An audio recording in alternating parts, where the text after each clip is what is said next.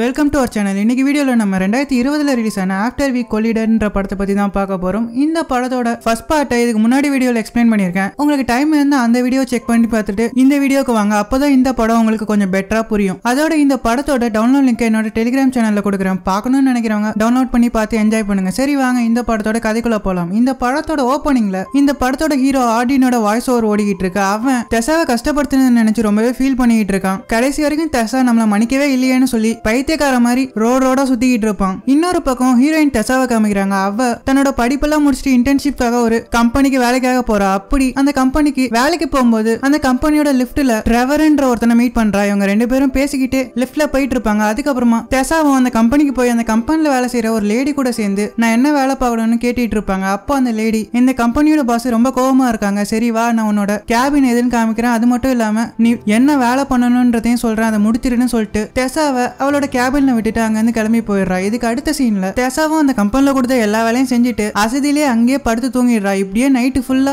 அந்த கேபின்ல படுத்து தூங்கும் போது மறுநாள் காலையில கண்ணை முழிச்சு எந்திரிச்சு பாக்குறா. பார்த்தா அந்த கேபின்ல அந்த கம்பெனியோட பாஸ் உட்காந்து புக் படிச்சுட்டு இருப்பான். அதை பார்த்து பதறி போன டெசாவும் அவளோட வாயில இருந்த ஜொல்லெல்லாம் தொடச்சிட்டு தலையை சரி பண்ணிட்டு டைம் என்னாச்சுன்னு கேட்க அதுக்கு அந்த பாஸும் மணி 9:30 ஆச்சு, இந்நேரம் வரைக்குமா தூங்கிட்டு இருப்பேன்னு அவளை கலாச்சிட்டு இருப்பான். அதுக்கப்புறமா நீ என் கூட வா, உனக்கு ஒரு வேலை வச்சிருக்கேன்னு சொல்லிட்டு அவளை ஒரு கார்ல ஏத்தி கூட்டு போறான். அவ கூடயே அந்த ட்ரெவரையும் அவனோட அசிஸ்டன்டையும் கூட்டு போறான். இன்னொரு பக்கம் ஹார்டின் டெசாவை மறக்க முடியாம ஒரு டாட்டூ சென்டருக்கு போய் அவன் உடம்புல டாட்டூ குத்திக்கிட்டு இருப்பான். இதுக்கு அடுத்த சீன்ல டெசாவை காமிக்கிறாங்க.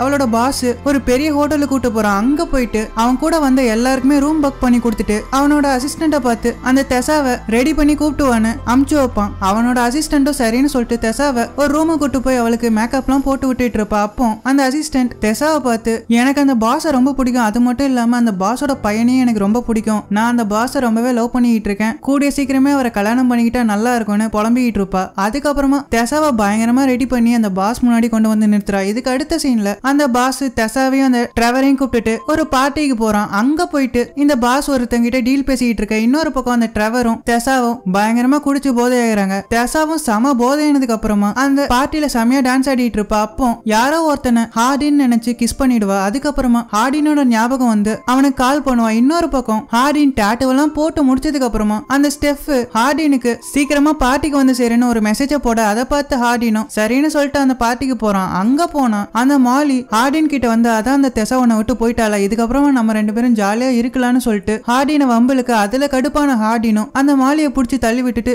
இன்னொரு தடவை நீ டெசாவை பத்தி பேசினா உன்னை கொன்னே போட்டோன்னு சொல்லிட்டு அந்த பார்ட்டியை விட்டு வெளியே வரான். வெளியே வரும்போது டெசா கரெக்டா கால் பண்ண அதை அட்டன் பண்ண ஹார்டினோ நீ எங்க இருக்கன்னு சொல்லி கேட்பான். அதுக்கு டெசாவும் நான் செம்மையா குடிச்சிட்டு சந்தோஷமா ஒரு பார்ட்டில டான்ஸ் ஆடிட்டு இருக்கேன், ஒழுங்கா கூட ட்ரெஸ் பண்ணல, நான் சந்தோஷமா இருக்கத உன்கிட்ட சொல்லி உன்னை வெறுப்பேத்தலான்னு தான் கால் பண்ணேன்னு சொல்லிக்கிட்டு இருப்பா. அதை கேட்ட ஹார்டினோ உன்னோட லொகேஷனை ட்ரேஸ் பண்ணி உன்னை பார்க்க வரேன்னு சொல்லி அந்த காலை கட் பண்ணிட்டு டெசாவை பார்க்க கிளம்பி வந்துட்டு இருப்பான். இதுக்கு அடுத்த சீன்ல டெசா அந்த பார்ட்டியெல்லாம் என்ஜாய் பண்ணி முடிச்சுட்டு அந்த ட்ரெவர் கூட தன்னோட ரூம்ல உட்காந்து பேசிட்டு இருப்பா. அப்போ அந்த ட்ரெவர் கையில வச்சிருந்த ஒரு கிளாஸ தெரியாதனமா அந்த டெசாவும் தட்டி விட அதுல அந்த கிளாஸ்ல இருந்த ஜூஸ் எல்லாம் அந்த ட்ரெவரோட சட்டை மேல பட்டு அழுக்காயிடும். அதை பார்த்து பதறி போன டெசாவும் ஐயோன்னு சொல்லிட்டு அவனோட சட்டை பாயிண்ட் எல்லாம் உருவி அவனை ஜட்டியோட நிக்க வச்சு அந்த ட்ரெஸ் எல்லாம் வாஷ் பண்ணிட்டு இருப்பா. அந்த நேரம்னு பார்த்து இவங்க இருந்த ரூம் டோரை அந்த ஹார்டின் வந்து தட்டிட்டு இருப்பான். டெசாவும் பதறி போய் அந்த கதவை திறந்து அவன்கிட்ட பேச்சு கொடுத்துட்டு இருப்பான். அப்ப அவன் இந்த ரூமுக்குள்ள யார் இருக்கான்னு சொல்லிட்டு உள்ள போய் பாக்குறான். பார்த்தா அந்த டிரைவர் ஜட்டியோட நின்னுட்டு இருப்பான். அதுல டென்ஷன் ஆன ஹார்டினும் அவனை அந்த ரூமை விட்டு துரத்தி விட்டுட்டு அந்த ரூமோட டோரை சாத்தி டெசா கிட்ட பேசிட்டு இருப்பான். அப்போ டெசா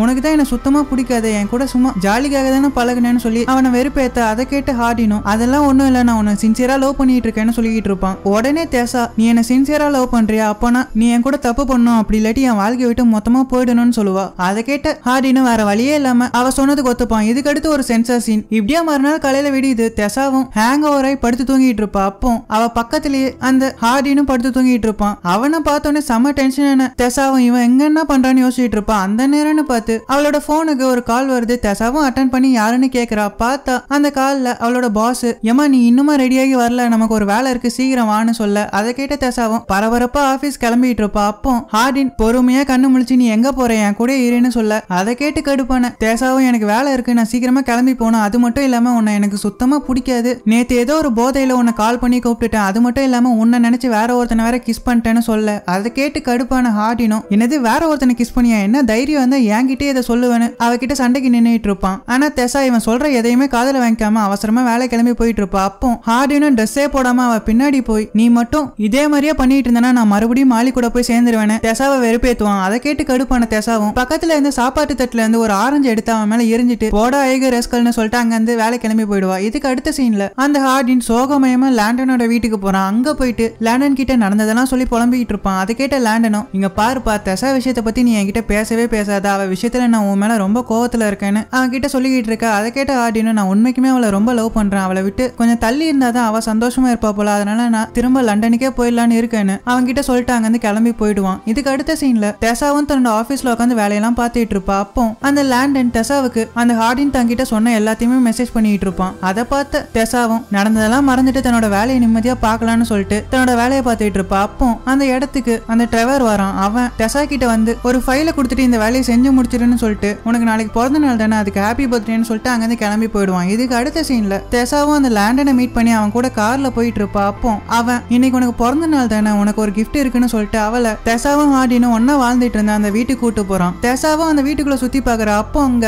ஹார்டினோட ட்ரெஸ் அங்கங்க கலைஞ்சிருக்கும். அதை பார்த்து தெசாவும் அந்த ட்ரெஸ் எல்லாம் எடுத்து பார்த்து ரொம்பவே ஃபீல் பண்ணிட்டு இருப்பா. அது மட்டும் இல்லாம அந்த இடத்துல தெசான்ற பேர்ல ஒரு கவர் இருக்கும். தெசாவும் அந்த கவரை பிரிச்சு பாக்குறா. பார்த்தா அதுல ஹார்டினும் அவளும் திருட்டுத்தனமா லைப்ரரியில உட்காந்து படிச்சிட்டு இருந்த புக் இருக்கும். அதை பார்த்து ரொம்பவே கண் கலங்கிட்டு இருக்கும்போது அந்த இடத்துக்கு ஹார்டின் யாரையோ கூப்பிட்டு வந்திருப்பான். தெசாவும் பதறி போய் ஐயோ இவன் கண்ணில் மாட்டிட கூடாதுன்னு சொல்லிட்டு ஒரு இடத்துல ஒளிஞ்சுப்பா. இன்னொரு பக்கம் ஹார்டின் யாரோ ஒரு லேடி கூட பேசிட்டு இருக்க மாதிரி ஒரு சவுண்டு தெசாவு கேட்கும். அட பாவி மவனை இன்னும் என்ன ஏமாத்திட்டு தான் இருக்கியாடான்னு சொல்லிட்டு அவனை திட்டலான்னு அவன் முன்னாடி போய் நிக்கிறா. பார்த்தா அவன் கூட இருந்தது அவனோட அம்மா. அவங்கள பார்த்தவனே தெசாவும் பேய் முழிக்கிறா. அப்போ ஹார்டினோட அம்மா தெசாவை கட்டி பிடிச்சி செல்லக்குட்டி நீ இன்னும் இங்கதான் இருக்கியா, உங்க ரெண்டு பேருக்கு ஏதோ சண்டைன்னு கேள்விப்பட்டேன்னு சொல்லிட்டு அவ கூட ஜாலியா பேசிட்டு இருப்பாங்க. அதுக்கப்புறமா அவகிட்ட இன்னைக்கு ஒரு நாள் நைட்டு மட்டும் இங்கே தங்கிறியான்னு சொல்லி கேட்க தெசாவும் வேற வழியே இல்லாம அவங்க அம்மா கிட்ட ஓகே சொல்லிடுவா. அதுக்கப்புறமா தெசாவும் ஹார்டினோட அம்மாவும் சேர்ந்து ஹார்டினோட சின்ன வயசுல ஜட்டியே போடாம சுத்திட்டு இருந்த போட்டோ எல்லாம் பார்த்து சிரிச்சு பேசிட்டு இருப்பாங்க. இதுக்கு அடுத்து ஹார்டின் தன்னோட அம்மாவை பத்திரமா தூங்க வச்சுட்டு அவனோட ரூமுக்கு போறான். அங்க போனா தெசாவும் உட்காந்துட்டு இருப்பா. இவங்க ரெண்டு பேரும் அன்னைக்கு நைட்டு ஒன்னா தூங்கிக்கலான்னு முடிவு எடுத்துட்டு ஒரே பெட்ல ஒன்னா படுத்து தூங்குறாங்க. அப்ப இவங்க ரெண்டு பேரும் சந்தோஷமா பேசிட்டு இருக்காங்க. இதுக்கு அடுத்து ஒரு சென்சார் சீன் நடக்குது. இப்படியே மறுநாள் காலையில விடியுது. அப்ப தெசாவும் ஹார்டினோட அம்மா கிட்ட சொல்லிட்டு தன்னோட அம்மாவை பாக்கிறதுக்காக அவளோட வீட்டுக்கு கிளம்பி போயிட்டு இருப்பா. அங்க போனா அவங்க அம்மா வீட்டு வாசல்ல அந்த நோவா நின்னுட்டு இருப்பான். அவன் கிட்ட நீ எப்படி இருக்கன்னு கேட்டுட்டு அவளோட வீட்டுக்குள்ள போக பாப்பா. அப்போ அந்த நோவா அவளை தடுத்து நிறுத்தி உங்க அம்மா எங்க இல்ல, உங்க அம்மா உங்ககிட்ட உங்க அப்பாவை பத்தி எதுவும் சொல்லலையேன்னு கேட்டுட்டு இருப்பான். அதை கேட்டோன்னே தெசாவும் எங்க அம்மா எங்க அப்பாவை பத்தி என்ன சொல்லணும்னு முழிச்சுக்கிட்டு அவன் கிட்ட கேட்டுட்டு இருக்கா. அந்த நேரம்னு பார்த்து நோவாவோட போனுக்கு தெசாவோட அம்மா கால் பண்றாங்க. தெசாவும் நோவாவோட போனை கோவமா புடுங்கி அவங்க அம்மா கிட்ட அப்பாவை பத்தி நீ என்ன என்கிட்ட மறைக்கிறேன்னு சொல்லி கேட்க. அதை கேட்ட தெசாவோட அம்மாவும் உங்க அப்பாவை பத்தி பேசுறதுக்கெல்லாம் ஒண்ணுமே இல்ல, உங்க அப்பா உன்னை பாக்கணும்னு நினைச்சாரு ஆனா நான் அவரை துரத்தி விட்டுட்டேன்னு சொல்லிட்டு அவகிட்ட பேசிட்டு இருப்பா. அதுக்கப்புறமா தெசாவும் அவங்க சொன்னதுல கடுப்பாய் அந்த போனை கட் பண்ணி நோவா கிட்ட கொடுத்துட்டு அங்கிருந்து மூஞ்ச தூக்கி வச்சுட்டு தன்னோட லக்கேஜ் எல்லாம் எடுத்துட்டு மறுபடியும் ஹார்டின் கிட்டே போயிடுவா. இதுக்கு அடுத்த சீன்ல ஹார்டினும் தெசாவும் ஒன்னா படுத்து தூங்கிட்டு இருப்பாங்க. அப்போ ஹார்டின் தன்னோட சின்ன வயசுல தன்னோட அம்மா கிட்ட சில ரவுடி பசங்க தப்பா நடந்துகிட்டதை நினைச்சு ரொம்பவே பயந்துட்டு இருப்பான். தெசாவும் ஹார்டின் கிட்ட இதெல்லாம் ஒண்ணும் இல்ல சீக்கிரமா சரியா போயிடுன்னு அவனுக்கு சமாதானம் சொல்லி அவனை தூங்க வச்சிடறா. இப்படியே மறுநாள் காலையில விடியுது. அப்போ தெசா ஹார்டினோட அம்மா கிட்ட போய் ஹார்டின் உங்களுக்கு நடந்ததை நினைச்சு ரொம்பவே ஃபீல் பண்ணிட்டு இருக்கான், அவனால நிம்மதியா தூங்கவே முடியலன்னு அவங்க அம்மா கிட்ட சொல்லிக்கிட்டு இருப்பா. அதை கேட்டு அவங்க அம்மாவும் அவங்களுக்கு நடந்த சில சோகமான விஷயங்களை தெசா கிட்ட ரொம்பவே ஃபீல் பண்ணி ஷேர் பண்ணிட்டு இருப்பாங்க. கொஞ்ச நேரம் கழிச்சு ஹார்டினும் எந்திச்சு வரான். அப்போ ஹார்டின் தெசா கிட்ட நம்ம ரெண்டு பேரும் ஜாலியா எங்கேயாச்சும் வெளியே போயிட்டு வரலாமான்னு கேட்க தெசாவும் சரின்னு சொல்லிடுவா. அதுக்கப்புறமா ஹார்டின் தெசாவை கூப்பிட்டுட்டு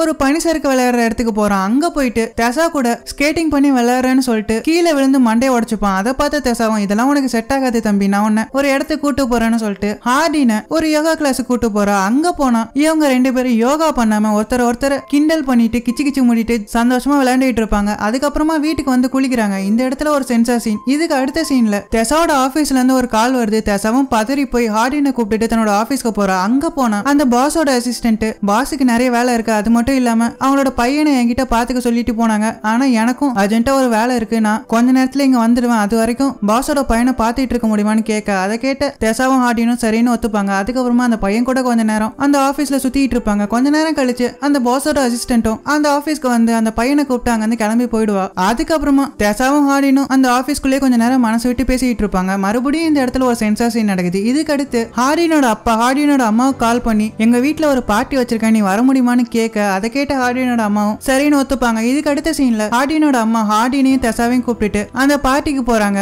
அங்க போனா ஹார்டின் தன்னோட அப்பா சந்தோஷமா இருக்கிறத பார்க்க முடியாம அவங்க அப்பாவை அசிங்கமா திட்டிட்டு உன்னாலதான் எங்க அம்மா இவ்வளவு நாள் கஷ்டப்பட்டாங்கன்னு சொல்லி அவங்க அப்பாவோட மூஞ்சிலே குத்திட்டு அங்க இருந்து கோவமா கிளம்பி போயிடுறான். அதெல்லாம் பார்த்து மனசு உடைஞ்சு போன ஹார்டினோட அம்மாவும் அவன் கிட்ட வந்து நீ இப்படியே கோவப்பட்டுட்டு இருந்தனா உன் கூட இருக்க எல்லாருமே உன்னை விட்டு போயிடுவாங்கன்னு வருத்தப்பட்டுட்டு அங்க இருந்து கிளம்பி லண்டனுக்கு போயிடுறாங்க. இதுக்கு அடுத்த சீன்ல ஹார்டினும் சம கோவமா தெசாவை கூப்பிட்டுட்டு தன்னோட வீட்டுக்கு வரான். அங்க வந்து தன்னோட வீட்டுல இருக்க பொருள் எல்லாம் கோவத்துல போட்டு உடைச்சிட்டு மூஞ்ச தூக்கி வச்சுட்டு இருப்பான். இப்படியே கொஞ்ச நாள் போது தெசாவும் ஹார்டினை சமாதானப்படுத்தி அவனை சந்தோஷமா பாத்துக்கிற. ஒரு நாள் நியூ இயரும் வருது. அப்போ தெசாவோட பாஸ் அவளுக்கு கால் பண்ணி இன்னைக்கு நியூ இயர் தானே, நீ சந்தோஷமா லீவ் எடுத்துக்கோன்னு சொல்லி அந்த காலை கட் பண்ணிடுவான். தெசாவும் சந்தோஷமா ஹார்டின் கூட அந்த வீட்டுல ரொமான்ஸ் பண்ணிட்டு இருப்பா. அப்போ அந்த ஸ்டெஃப் ஹார்டினுக்கு நீ இன்னும் நியூ இயர் பார்ட்டிக்கு வந்து செய்யலையான்னு மெசேஜ் பண்ண. அதை பார்த்த தெசா ஹார்டின் கிட்ட நம்ம 2 பேரும் ஸ்டெஃபை மீட் பண்ணி ரொம்ப நாள் ஆச்சுல, வா நம்ம அந்த பார்ட்டிக்கு போலான்னு சொல்லி ஹார்டின் அந்த பார்ட்டி கூட்டு போறா. அங்க போனா அந்த மாலி இவங்க 2 பேரும் ஒன்னா வரத பார்த்து பயிர் எரிஞ்சு அவங்கள கலாச்சிட்டு இருப்பா. அப்போ ஹார்டின் இதெல்லாம் வேலைக்கு ஆகாது, நம்ம 2 பேரும் இங்க இருந்து கிளம்பிடலான்னு சொல்லிட்டு தெசாவை கூப்பிட்டு அங்க இருந்து கிளம்ப பாப்பான். அப்போ அந்த மாலி அவங்க 2 பேரையும் வம்பெழுத்து உள்ள கூப்பிட்டு வந்து பேசிட்டு இருப்பா. அப்போ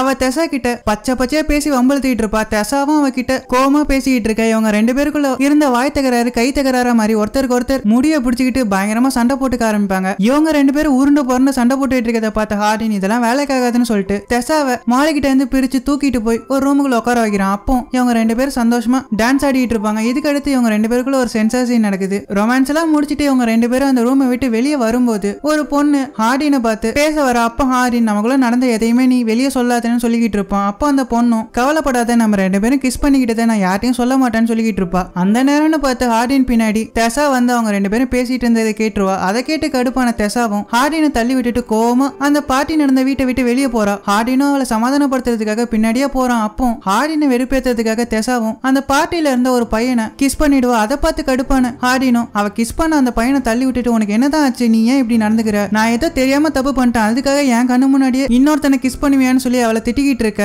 அதை கேட்டு கடுப்பான தெசாவும் உன்ன போய் நம்பணும் பாத்தியா, நீ என்ன திரும்ப திரும்ப ஏமாத்தி வேற ஒரு பொண்ணு கூட தானே சுத்திட்டு இருக்க, போடா புழுகு முட்டைன்னு சொல்லிட்டு அங்க கோவமா கிளம்பி போயிடுவா. இதுக்கு அடுத்த நாள் ஹார்டின் தெசாவுக்கு தன்னோட போன் சுவிட்ச் ஆஃப் ஆகிற அளவுக்கு மெசேஜ் பண்ணிக்கிட்டே இருப்பான். இன்னொரு பக்கம் தெசா பயங்கர போதையில தூங்கிட்டு இருந்ததுனால ஹார்டினோட மெசேஜ் எதையுமே கவனிக்க மாட்டா. ஹார்டினும் தன்னோட ஃப்ரெண்டோட கார்ல தெசாவை பார்க்கறதுக்காக வந்துகிட்டு இருப்பான். அப்போ தன்னோட போனை அந்த கார்ல சார்ஜ் போட்டு வச்சுட்டு இருப்பான். இன்னொரு பக்கம் தெசா கண்ணு முழிச்சு ஹார்டினோட மெசேஜ் எல்லாத்தையும் படிச்சு பாக்குறா. தெசாவும் மனசு மாறி ஹார்டினுக்கு கால் பண்ணி பேசலான்னு ட்ரை பண்ணுவா. ஆனா ஹார்டினோட போன் சுவிட்ச் ஆஃப் ஆயிருந்ததுனால அவளால ஹார்டின் கிட்ட பேசவே முடியாது. உடனே தெசாவும் ஹார்டினுக்கு வாய்ஸ் மெயில்ல நான் உன்கிட்ட கொஞ்சம் பேசணும், நீ தயவு செஞ்சு எனக்கு திரும்ப கால் பண்ணுன்னு சொல்லிட்டு மெசேஜ் பண்ணிட்டு தன்னோட காரை எடுத்துட்டு அவசரமா எங்கேயே கிளம்பி போயிட்டு இருப்பா. அப்போ ஹார்டின் தன்னோட போனை சார்ஜ் போட்டுட்டு தெசாவோட வாய்ஸ் மெயில பார்த்துட்டு அவளுக்கு திரும்ப கால் பண்றான். இன்னொரு பக்கம் தெசா ஹார்டினோட காலை பார்த்துட்டு அந்த போனை அட்டென்ட் பண்ணலாமேன்னு ட்ரை பண்ணுவா. ஆனா அந்த போன் கை தவறி அந்த காருக்குள்ள கீழே விழுந்துரும். தெசாவும் அந்த காரை ஓட்டிக்கிட்டு சிக்னலை பார்க்காம அந்த போனை எடுக்க ட்ரை பண்ணுவா. அந்த நேரம்னு பார்த்து அந்த பக்கமா வந்த ஒரு வண்டி தெசா வந்த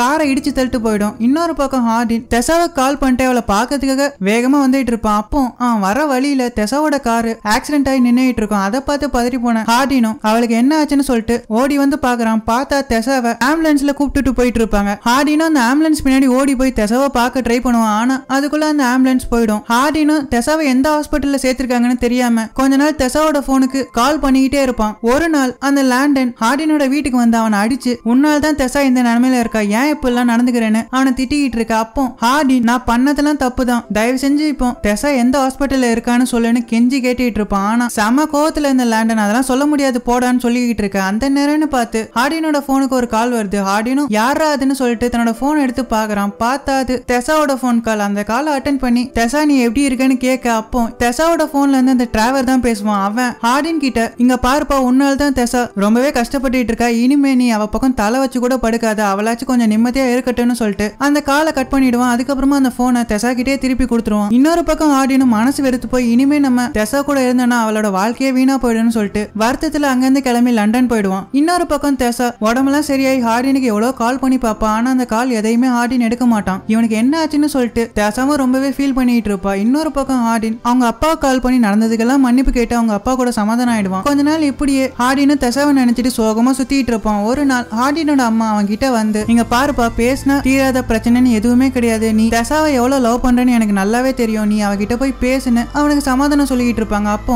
அவங்க அம்மா நீ ஒண்ணு என்னை பத்தி கவலைப்படாத, நான் ஒருத்தர் கூட ரொம்ப நாளா பழகிட்டு இருக்கேன், அவர் ரொம்ப நல்லவர், அவர் என்ன பத்திரமா பார்த்து பாரு, நீ என்னை பத்தி கவலையே படாதன்னு சொல்லிட்டு ஹார்டின் அங்க இருந்து அனுப்பிச்சு வைக்கிறாங்க. இதுக்கு அடுத்த சீன்ல தெசாவோட பாஸுக்கும் அந்த பாஸோட அசிஸ்டன்ட்டுக்கும் ஒரு என்கேஜ்மெண்ட் பார்ட்டி நடந்துகிட்டு இருக்கும். அந்த பார்ட்டிக்கு தெசாவும் வந்திருப்பா. அப்போ அந்த பார்ட்டில இருந்த டிராவர் தெசா கிட்ட வந்து இங்க பாருமா, உனக்கு அடிபட்டு இருந்தப்போ அந்த ஹார்டின் உனக்கு கால் பண்ணியிருந்தான், நான் நான் அந்த காலை எடுத்து உன்னால் தான் தெசா இவ்வளவு கஷ்டப்படுறா, அதனால நீ இனிமே அவ பக்கமே தலை வச்சு படுக்காதுன்னு சொல்லிட்டேன்னு சொல்லிக்கிட்டு இருப்பான். அதை கேட்ட தெசாட பாவி பையில இதுக்கெல்லாம் நீதானா காரணம், நான் அவன்கிட்ட எவ்வளவு நாள் பேச ட்ரை பண்ணிட்டு இருந்தேன்னு உனக்கு தெரியுமாடான்னு மனசுக்குள்ளே அந்த டிராவலை திட்டிட்டு இருப்பா. அப்போன்னு பார்த்தா அந்த பார்ட்டிக்கு அந்த ஹார்டின்னு வந்திருப்பான். அவனை பார்த்த தெசா என்ன பேசுறதுனே தெரியாம அந்த பார்ட்டில இருந்து வேகமா கிளம்பி போயிடுவா. ஹார்டின்னு இவன் நம்மளை பார்த்து தான் கோச்சிக்கிட்டு போறான்னு சொல்லிட்டு அவ பின்னாடியே வேகமா கிளம்பி அந்த பார்ட்டி காலை விட்டு வெளியே வரான். வெளியே வந்து பார்த்தா தெசா ஹார்டின்காக வெயிட் பண்ணிட்டு இருப்பா. அவ ஹார்டின் கிட்ட நீ இல்லாம நான் இனிமே எங்கேயும் போறதா இல்லன்னு சொல்லிட்டு அவனையும் ஒரு கார்ல கூப்பிட்டுட்டு சந்தோஷமா தன்னோட வீட்டுக்கு கிளம்பி போறா. இதுக்கப்புறமா ஹார்டினும் தெசாவும் ஒன்னா சேர்ந்து வாழ ஆரம்பிக்கிறாங்க. ஒரு நாள் ஹார்டின் தெசாவை கூப்பிட்டுட்டு